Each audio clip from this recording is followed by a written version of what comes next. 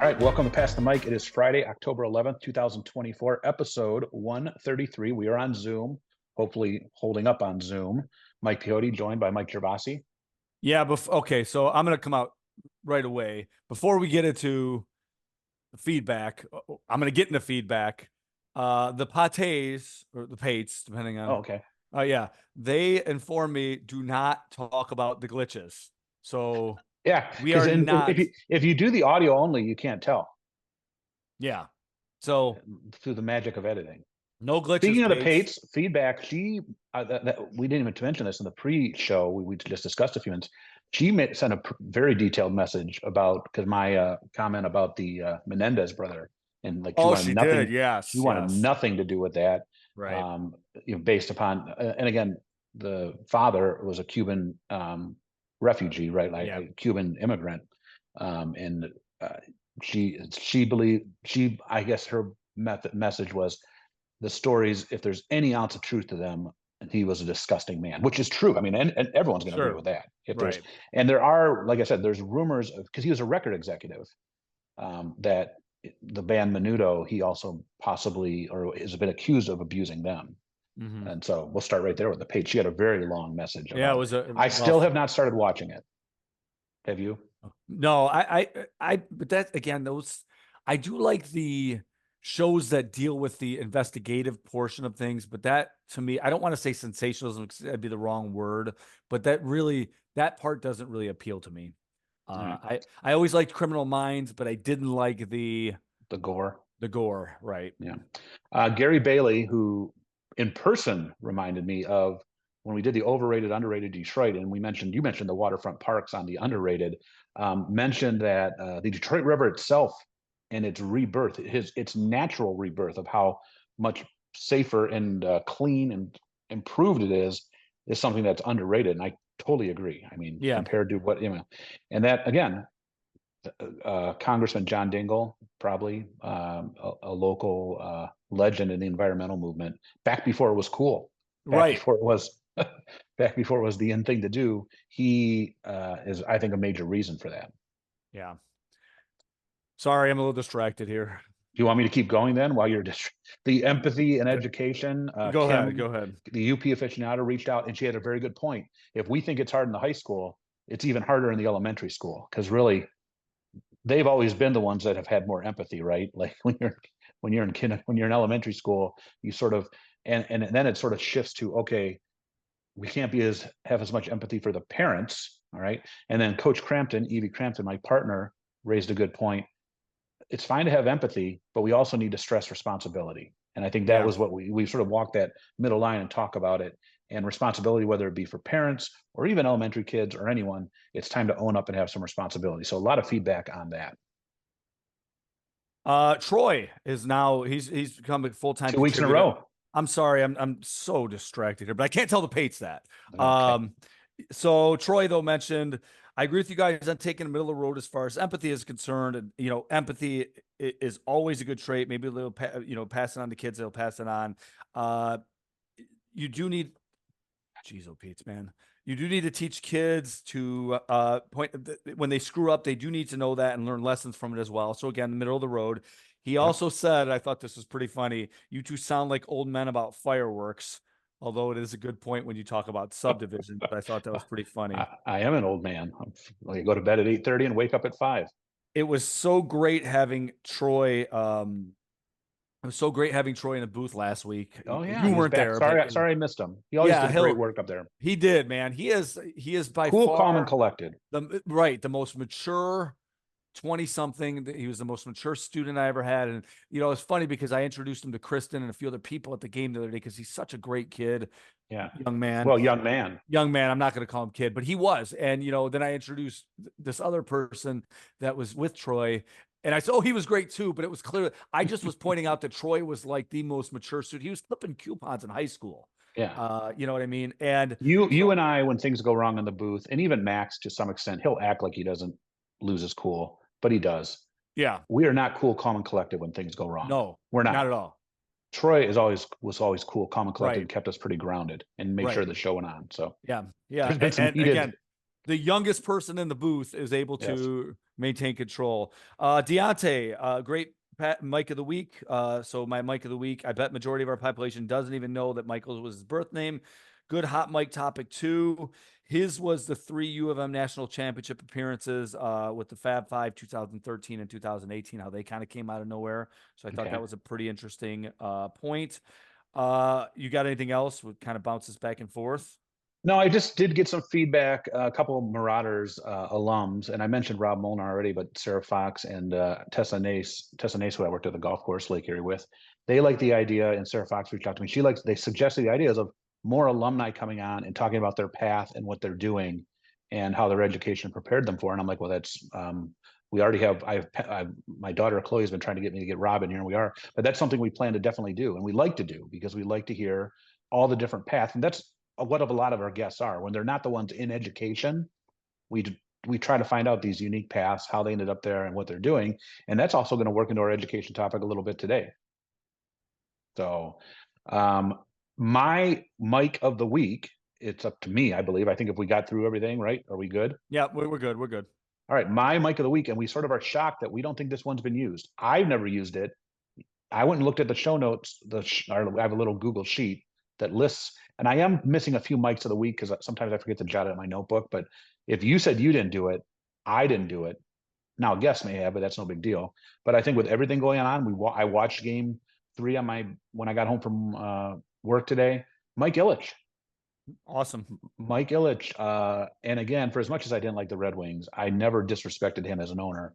He was amazing with both franchises.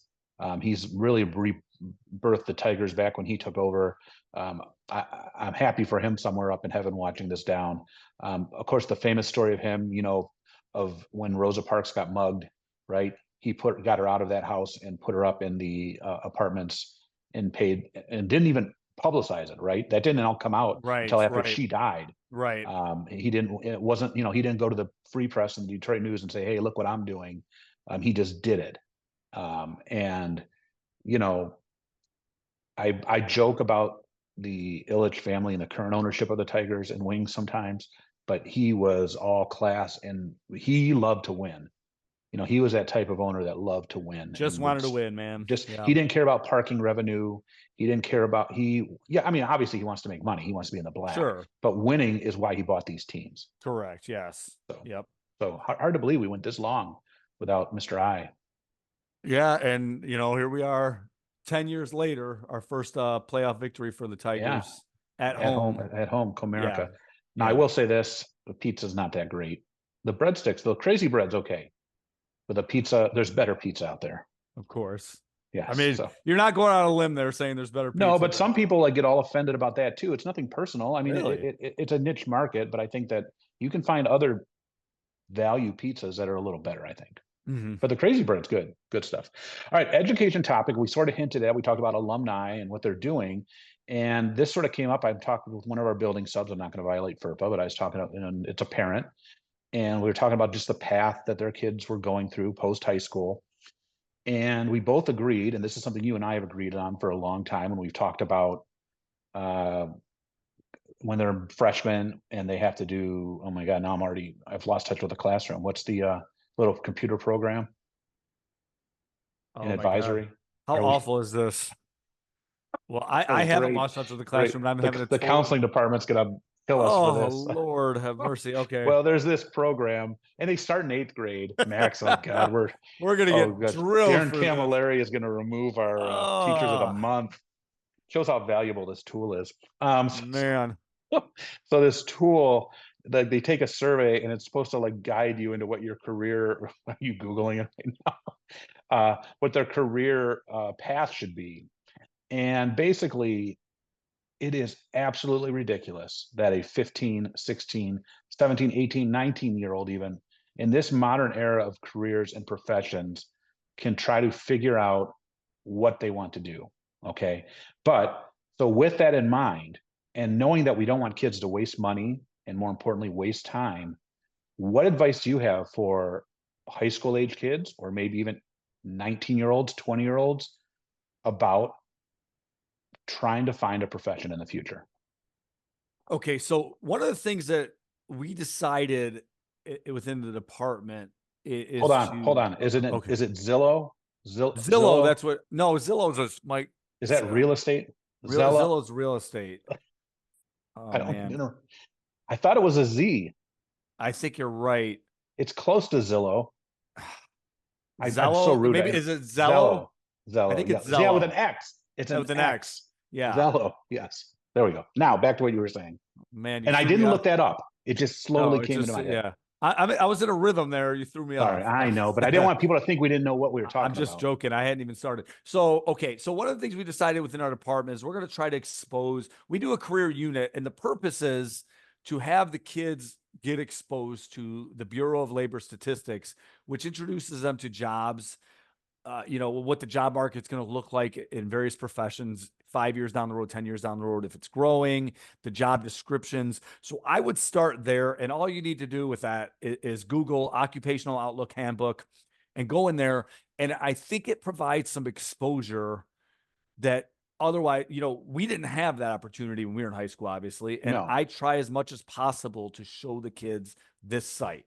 It's a good site just to look at some things. What are you interested in? Here's the education you need for this job. Here's the experience you need. Here's what they're looking for. Here's the pay. It really breaks it down. It's a great, uh, magnificent site. It's so useful. And then the other thing is talk to people. All right. And don't limit yourself to just what you know. For instance, I'm having a guy, what I learned with economics is when we do that career unit, I Zoom with about 8 different people in Yeah. three You and weeks. Cliff do a great job bringing in people. Well, the thing is, though, I think by the time we get to the eighth person and the third, fourth person this week, the kids are already starting to tune out. So I'm actually Yeah. trying a different approach this semester. I'm going to try to bring in people, every other week or something like that for about 15, Hmm. 20 minutes at a time. And one of the people I'm actually, I was emailing this guy actually before you and I went on today, he's an event planner and he works field. All right. And he deals with things that are absolutely, if you're a sports person, and the reality is most of our student athletes are not going to make it pro. It's just a Yeah, we've had fact. this discussion. Sorry to say that, it's not breaking news. No. Statistically speaking, we have very few. So the reality is, if you want to be around sports, there's other avenues. And this guy brings something up. He talks about the things he's done at the Final Four when it came to Ford Field, the things he's done for major events when they come here. So you could still be around sports. You could still be doing cool things that involve being there, and it can be your career. And this is something that I'm 100% certain none of our students knew about. So I think it's exposure more than anything else. So, I try my best to expose them to things. I ask the students, what are you interested in? I try to gauge them. Okay. And for me personally, how many people do I know in these various professions that can talk to the students about what they do? I bring you in occasionally, regarding librarians. Um, and I think the more you know, the more you know, and the less you know, you don't know what you don't know. So I think it's a really good thing something I'm really proud that I do.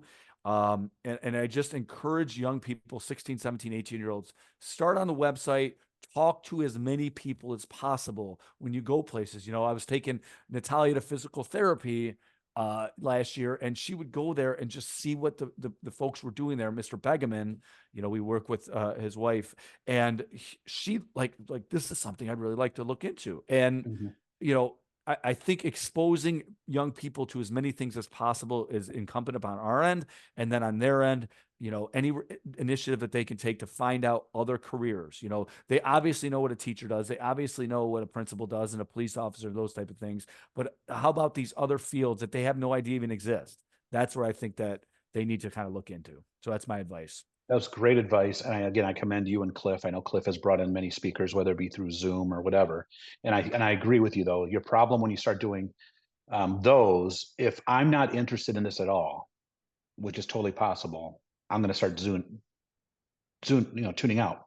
But Yeah. here's my solution for that. I think we asked Darren a couple weeks ago if he could pass legislation, dream legislation.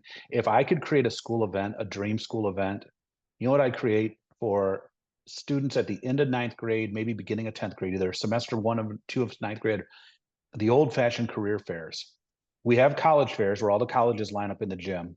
Yeah. I would want something where this way you don't have the boredom. You just put all these different people at Yeah. tables all the way around.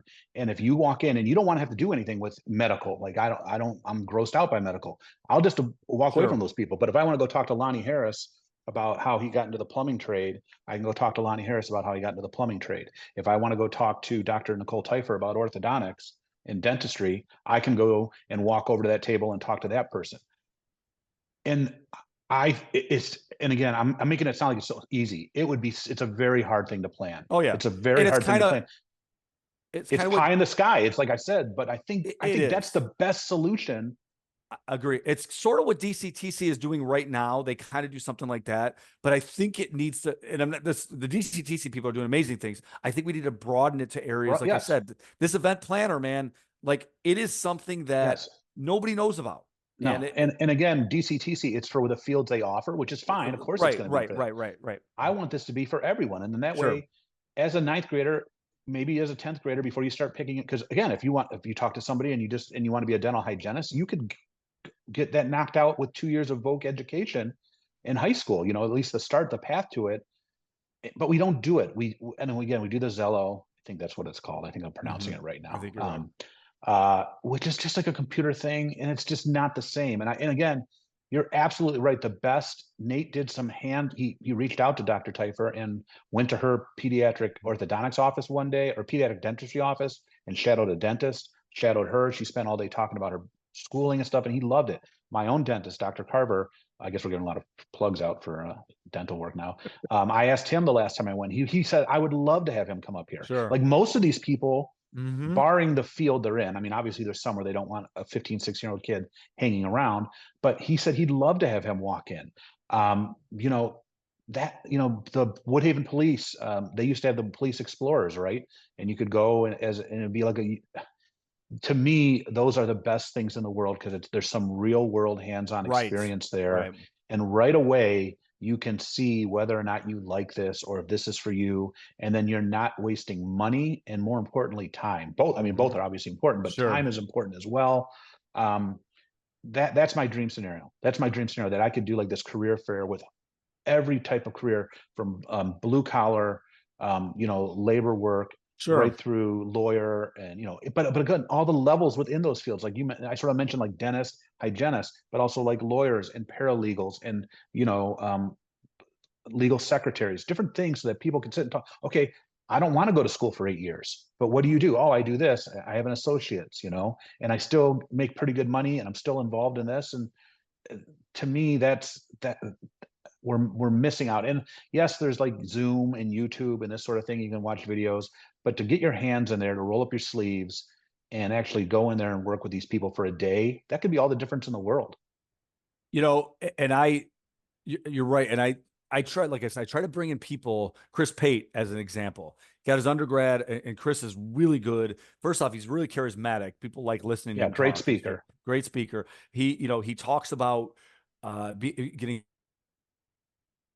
and so he originally went this direction, then he went in the medical field into nursing, and he is very real with the kids about a lot of things, and the amount of money he makes, a living, that's the stuff I really think they need to hear. I remember the last class I took in college was one of the few times I got a real reality check. They brought some teachers in, and these people were like, you know what? You're not going to change the world. If that's what you No, think, if you think it's going to be that movie you saw, Dangerous Minds or, Stand and Deliver, that's not what, you it's more know, of the substitute with yes. Tom And Berenger. the perfect movie. I think just to get the realistic portrayal of what everyday life is like, and is this something I'm going to want to grind, 9 to 5 every day, for a large percentage of my life. I think this young people need to hear that stuff. Well, first of all, when we went through school, we were still at the very end, I think, of the era of these people are going to do this for 30 years. That was, Yeah. my dad graduated high school, went to aircraft maintenance school, and was a mechanic, airline mechanic for American Airlines his whole career. And we sort of were the end of that. Okay. And we are the end of that. I mean, I think that's fair to say. And so not now things are not only different that there's so many new and different careers, but also the idea that someone's going to do the same thing for 30 years is outrageous. Like I don't even think Mhm. people, even if you go into nursing, and then there's a type of nurse, or you go do this and you branch off into this and this and this. And I think that's totally what's different here. And I always joke around with the kids whenever we talk about careers, and I went to Carlson, so I'll always use the same line and joke. I go, do you really think when I was 15, 16-year-old sitting at Carlson High School that said I was sitting there in my notebook, my trapper keeper, writing, one day I will be the librarian here at Carlson? Like, librarian never even crossed my mind. And I Right. was from that generation that did 30. Like, if you would have made me bet on it back in 92, 93, I would be broke, because I'd be like, that would be the last career I think someone would Sure. came to me and said. So, and that's now double that. Like, it's just so much more. So and I talking to this mom, and she was very patient, which is good, because like I'm in the living this now with Chloe, and she pretty much knows what she wants to do. But I sometimes when I ask about her degree, I can't understand what it's going to be, whereas mine was like, but Yeah. whatever. Right. She's being educated. She's good with her words. She's going to do something. But I think we all just need to be patient, but we also need to be patient as adults, thinking that you're going to have a 16, 17-year-old, 18-year-old know exactly what they want to do. Well put. Well said. My great advice, if we go back to like Justin Woodring, former guest, if you really don't know what you want to do, take that ASVAB test Sure. and maybe go into one of the branches of the service, and you can do like what he did and get most of your school paid for, and you end up finding yourself that way, Yeah. because Yeah. it's, you know. All right. Overrated, underrated. We are going to do right in the middle of this Tigers baseball playoff run, which I guess the Lions are sort of pushed back as second fiddle right now. We are going to do overrated, underrated playoff runs, just playoff runs Hmm. in general. We're both going to, I think, talk about local teams. I'm not going to talk about my Pittsburgh teams, but just in general, though, this could go with anybody. I think it's the same too. It's not local to Detroit. What do you have as overrated for playoff runs? My overrated, and this is kind of what kicked the whole thing off, was when a team gets really good. The fans are, I've been with this team the whole time, Yes. and the condescending, all the talk about bandwagon fans. Man, what's wrong? Like, I stick with the Pistons more than any other team. I watch most of the 82 games, but I love it when the other fans jump on board and we all get behind this team. I think it's great. And so to the notion of the condescending, I'm a real fan. It drives me nuts. So I'm the overrated is the fan that calls out the other fans for being bandwagon fans. And let's face it, every city we had a little argument about this, but every city it's the same way. It's the same way. Comerica Park was not full in July. Right. It was Right. not really full in early August, and it wasn't even full in late August when they started putting this together. Now it was full today, and it will be full the next game. Yeah. So if you were there all summer, good for you. But Right. that doesn't mean any less of the people that filled it up today. You don't Because the win a fact of the matter is, prize. You don't get a people prize for being there. no, and people For being there. don't. First of all, stuff is expensive. Right. And secondly, let's be honest, up through July, it was bad baseball. It Like wasn't who? for 10 years of, mostly bad baseball. It's a lot to ask people to go watch a team that has won probably, I'm just throwing a number out, 40 to 45% of the games in the last decade. That number might be a little too high. So, good for the people that did it. That's good for them. But man, everybody get on board. This is a fun ride. It's a hell of a ride, and it's just Yes, continuing. and who cares where you are? And very few sports can remain full if things aren't good. The Right. NFL can. The NFL tends to do that in most cities, not all cities. If you look at Carolina, it's sort of a mess. But the NFL, even when the Lions weren't winning, it'd be close to 90% sold When out, they 80% sold out. fourth, the Silver Dome would always, but that was Different, yeah. 80s and 90s, different era. Ford Field has mostly. Mike, I don't know of any games that really. Can you think of a game that wasn't sold out in the last Yeah, that's what decade? I mean. I mean, the tickets were sold, but obviously, Right, right, but right, again, like that, but so now it's jam packed. But so I mean, there's very few teams that you know places are going to be filled up if they're not good. Like Little Caesars Arena for the Pistons. Let's face it, they're not that full. But if they start going, they're the number 1 or 2 seed in the East, that place will be rocking. It right. will be, and that's just the way it is. My overrated, and I know this will not surprise you. My overrated, as a team gets better and the run goes longer, the news stories, especially the printed, but also visual media, get more and more obscure and unobscure, obnoxious and annoying. And I like it's almost as if it's almost like an equivalent to what you're saying. We got more people now that don't normally follow this team, so now we got to find some additional stories to add to this. And it just annoys me as a fan. I I don't mind the stories covering the players and what's going on, but when we start getting these goofy stories, and it goes back to my hatred of the Wings run, with the car flags and all these goofy stories, and Al Sabatka, who ended up not so glamorously being released, but remember he was like a hero and a local legend on the news. You start fishing for stories. Why? Because it's ratings. I get it. I'm not dumb. I get it. This is the hot story, so we're going to attach anything we can to this. But to me, that's what's overrated. All these lame stories that aren't really part of the run. Okay, Yeah, I'm not a fair. hater. I'm not a I, hater. All right, underrated. What do you you are got? kind of a hater. So my underrated, it's really hard to articulate this, but I come back to I'm really, really geek out on you right now. And I'm gonna go back all 36 years, almost 37 to be really accurate. Uh Game 6, 1988 Eastern Conference Finals. I'm going way back. Yes, Pistons beat the Celtics to knock them out, make their first trip to the finals. And to me, okay, so we know the playoff atmosphere is different about the fans. And I kind of like I changed this up. I've sort of changed this up on the fly, even though we discussed this before the show. Uh, there is something about not just the atmosphere with the fans. There's just something in the air that I can't put my finger on, which is maybe why it's underrated because I can't give it a name. The Go back to that game. You could YouTube it. The lighting is just different. Okay, so I'm going to start there. And when a team is, and you're going to kind of go this route too, so I don't want to totally steer your thunder, which is exactly what I didn't want to do, which that's is why fine. when a team is just getting good, and hasn't been there before. And there's something different in the air. There's something different in the lights. There's something different in everything. And so I'm going to call it atmosphere. I don't know what the right word is for I it, think but that's a great word. there's just something different.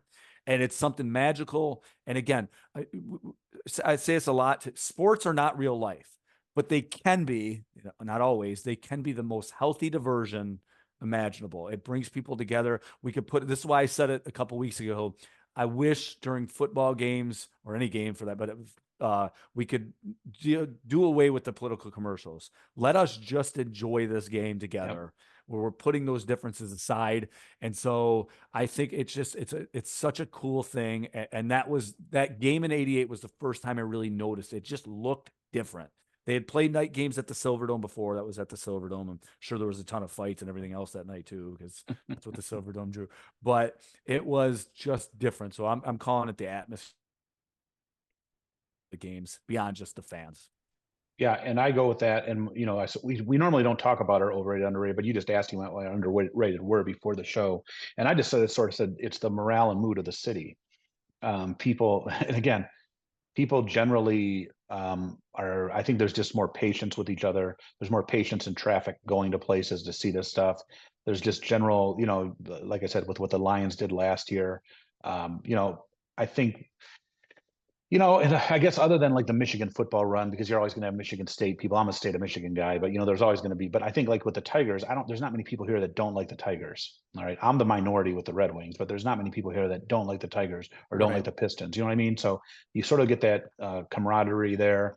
I also, and I mentioned this to you, but I think especially when teams are at the front end of a run, meaning they're not like the wings of Sure. the Oh 90s two going and into the the 2000. Yeah. when they're at the front end of their run, so what like the Tigers are doing now, what the Right. Lions did last year, the national coverage is much better. The national coverage is it's cool to see. It's a cool thing to see, especially because we're not New York, LA, or Boston or Chicago really. So I think the national people sometimes I always this is one thing I didn't like about Lions fans. They always felt that the national media or that the officials were out to get them. I felt the opposite. I felt like the national media for years had been wanting the Lions to be a good story. And if anything, they were trying to, hype them up some years when they weren't as good. And I think they've been treated very kindly over the last 2, 3 years by the national media. And I think that continues into this year. I don't think they've flipped, sometimes it takes a few, eventually, like right now, like think about the Chiefs, right?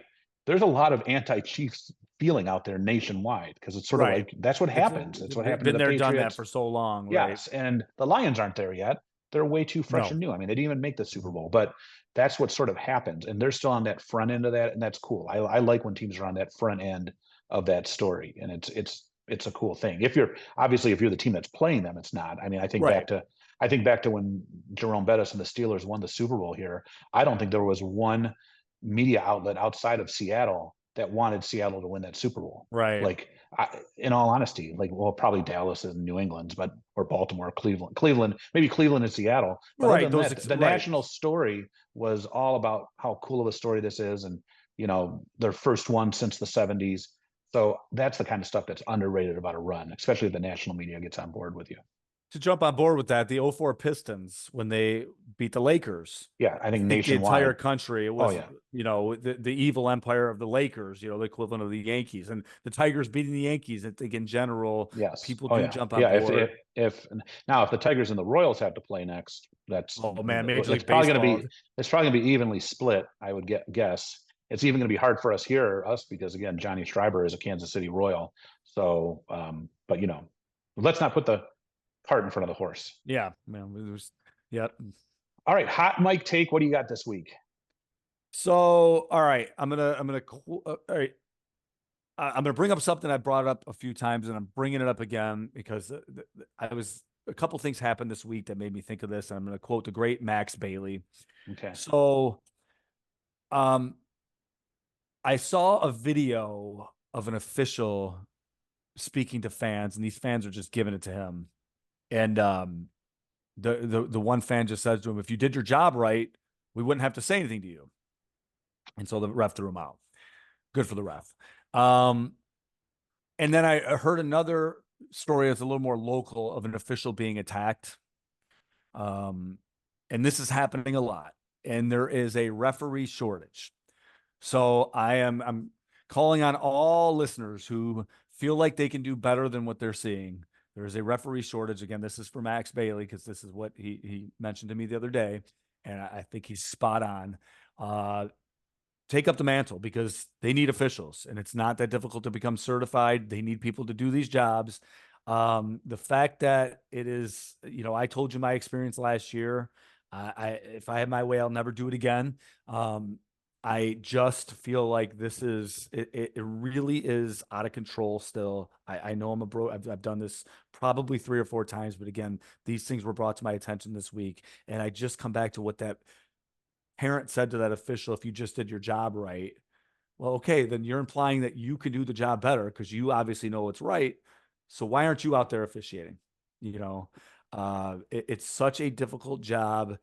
And I tend to give a pass to people that do it from the comforts of their own home. Although I will, if you're showing your kids this, it does, kids learn behaviors and stuff like that. But it's a lot different than in person. And the stuff that people say to officials, again, it's almost entitlement that you could say whatever you want to these officials. And enough is enough. So again, Michigan, state of Michigan, all around the country, there is a shortage. So anybody can sign up and try to do it. You get paid for doing it. So if you know what's right about officiating as clearly as a lot of people feel like they do, it's your time now. So that's my Yeah, hot. I was when I did my golf course job, there was a signer for this area. He was in the league on Monday nights, and I knew I recognized him from somewhere. And he all summer, every Monday night, he'd come in, and I'd ring him up. And then finally, my last Monday of work, uh, that the league played, I asked him, and he's like, and he not only is he a signer, he officiated basketball down here, and he still does it. But he said he's looking for people, so absolutely right.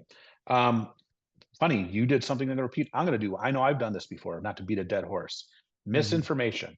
Misinformation. Awful storm a week ago. Another awful storm that's hitting the coast of Florida tonight. Please, if you don't know the ins and outs of FEMA and federal funding and how stuff is spent, you don't need to share whatever you saw on Facebook. Uh, $750 rumors. People. First of all, awful storms hit, and people needed help and support. The federal government is doing everything they can, and they're not just walking in and ignoring people. And it takes time, especially when something is this big. Just double check before you share something. That's all I'm asking. Double check. Go look it up. Go see what's going on. See what's really being sent and shared. I don't know. I don't know firsthand, because guess what? I'm not in the area. I don't know the ins and outs of FEMA. Don't ever plan to. but I do know that I would only share something if I knew it was true. Yeah. And again, that's all it takes. And your source, double check whatever that little picture is that you're sharing it with. Okay. Uh, do I think everything's perfect? No. But again, we're talking about once in a lifetime Oh, this storms is that did terrible damage, and stuff can't be fixed in a day. We go back to the fire down in Lahaina, like it's still not rebuilt, right? Because disasters are exactly that, disasters, and they're not picked by a political party. They're not directed in a direction by a political party. Nobody wants them, Republican, Democrat, Independent. Nobody wants any of these things to hit their towns. Okay. And then no controlling the weather. it's like an Austin Powers movie, Just right? asking. I know that's, well, the point is, but again, it goes back to the same, not to beat a dead horse. Like it's not that hard to just not to make sure that you're sharing information that's verified, I guess, Mhm. or correct. Because misinformation is hurting some of these efforts. Absolutely. And Absolutely. nobody wants, like, if I came to you and said, hey, if you do this, you're actually going to hinder people getting help, wouldn't you not want to do it? Whatever party you're in, I would think you wouldn't want to do it. No, and if people, yeah, if people that need help buy into the misinformation and then just don't bother looking for the help that they might be able to get because of this, that could be a disaster. Yes, So exactly. So, and hopefully this thing in Florida is not bad at all. So, thankfully, what I saw with Governor DeSantis yesterday is that he said that he had spoken to President Biden, and that they feel comfortable with everything they have now, and that they're going to get. So, right out of the horse's mouth. That's what I saw on TV. I sure. don't, unless somebody programmed Hey, DeSantis AI, with you never AI. know, man. It's Yes, maybe yeah. I saw something else. All right. Before we get into, well, let's get into our picks. The Tigers won today. They're up 2 games to 1. Will they wrap this up in Detroit? I predicted Tigers in 4, so You I'm did. I got to stand by it. So yes. So I picked Cleveland in 4, so I'm going to be wrong, but I'm going to shift it to Mhm. Tigers in 5. I think they win on the road. I think You they think win they on the win road with their A's. Yes. with their ace? Although their Okay. pitching has been great shutting down Cleveland. So sometimes when you get on that roll like that, the bats and that play at third base today, what a difference that Ooh, makes. If man. that ball is a little higher, it can be a Yeah. totally different game. Yep. Absolutely. So we were very right about Michigan, Washington. Very right. We were right on that, unfortunately. Um, What? So, question. I'm just asking. I just if Tuttle was okay to play, in the second quarter, would that game have been different if he started the game? I don't know. They obviously felt like, and we might be splitting hairs here, but man, Orgy is. I wonder if he'll ever play quarterback again for them. And Tuttle's 25. He's obviously had chances to crack the rotation. Just a lot of questions about that, but their offenses and their defense has been a disappointment, frankly. So that's another part of it too. Yeah, well, the problem with that game, the problem that's going to happen with Michigan, I feel, is if they get behind, they're in trouble. Yeah, yeah. That's just the way it's going to be. So, all right, Lions are back after their bye week. All right, um, at the Cowboys, who I was wrong, but I also did not stay up for that game. The Ren Dog texted me, and once that hit a weather delay, old man Mike was not staying up. Thank God I didn't. Losing on the second to like the last play of the game, all the way at like 12 whatever in the morning, I would have been furious, Oh just yeah. absolutely furious. So, the Steelers are who they are. They can't score. They're good enough on defense and good enough as a team to hang around in every game. So I told the Red Dog 8, 9, 9, and 8. That's what they're going to be. They're Hmm. going to lose to a couple teams they shouldn't lose to, but they are also going to beat a couple teams they shouldn't have beat. Like watch, they are going to beat Baltimore once, if not twice, just because they play them so well. But that's just who they are. They can't score. There's no dynamic offense with them. So I don't even know. Like every week, I should just like flip a coin really because it doesn't matter who they play, what they're going to do, so on and so forth. So with that, they're at the Lions are at the Cowboys. I'm nervous about this game. Hmm. I'm nervous because that confidence that Dallas got right at the end. I'm still going to take Detroit. I think Detroit is clearly the better team. But if you fall into like what happened with Pittsburgh, or you fall into what happened last year, but I'm going to say Detroit by 10. Bad things seem to happen in Dallas. Yes. I do remember one Monday night game back in 94, and it was 94. I'm certain of it. The 94 season where Barry Sanders rushed for like 40 carries, 194 yards, and the Lions went into, I think if I'm not mistaken, the Cowboys were two-time defending champs. and won. And that's the only time in my life I can remember the Lions going into Dallas and winning, but I do think they win this one. So you're saying by 10, I'm going to say Detroit wins. I'm going to say 28-24. It's going to be a close one. The Steelers are at the Raiders, so they've lost 2 in a row. I don't think this team loses 3 games in a row, and especially the Raiders are not very good. Carolina No. went there and won. So, and they're like having some turmoil there anyway. I think they switched around their quarterback or Are the Raiders ever not in turmoil though? That's true. That's neither here nor there. So I'm going to take the Steelers to bounce back in Las Vegas. Michigan is off, right? Again, they don't play until the 19th, according to my data. Yeah. And I don't know So about Michigan State. Do you got anything on Michigan State? I don't want to be a. let's do this right now. Quick fact check. Michigan State. Shouldn't we know this like coming in? I know, but we do this every week. But Schedule. Michigan State gets Saturday the 19th. No, they're off. they're both Oh, off. no. Oh, Yeah, it looks like they're both off. okay, yeah, because the 19th is not till. So both, boy, slow college football Saturday was Eastern on. Yeah.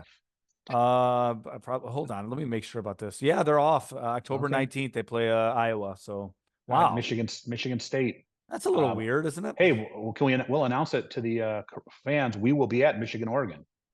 Oh yeah. Yeah, we're making another trip to Ann Arbor. So hopefully, I mean, Oregon didn't impress me really that much against Michigan State. They haven't been that impressive.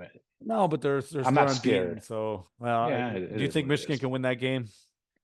It's too early. It's too early to answer that question. Okay. So, All right. Fair. all right. Well, everybody, we want to thank you for joining us. As always, your feedback is always. Oh, again, also Tom Pack, great. Oh yeah. Great fit photo display as always. You know what? Ironically, remember I was listening to the episode. Max didn't really get on my case about what to call the MLK Memorial or monument. Oh, but he did bring up a couple things real quick. Okay. Feedback. Oh Lord. Gretchen Whitmer did come to Shoemate, so that would probably be the biggest person we've had in our school. And he mentioned Dingle has been there a lot. So both Debbie and John. Politics wise, but you're right. The governor. Right. I sat at that table and my bald spot was clearly put on the News Herald website. And then and then Trent Begeman did a very good job with some Photoshop work to give me back some hair. He gave you some hair? Yeah. The miracle is Photoshop. So that's nice. So yeah, but he didn't. I was surprised we didn't see that in the text when we, I'm wondering if we'll hear about Zello. I hope Kelly Walters doesn't listen. 1000% we will hear about it. There's no doubt about that. It's a great program. Yes, for sure. We just forgot the name. All right, everybody, have a great week. You said Zillow.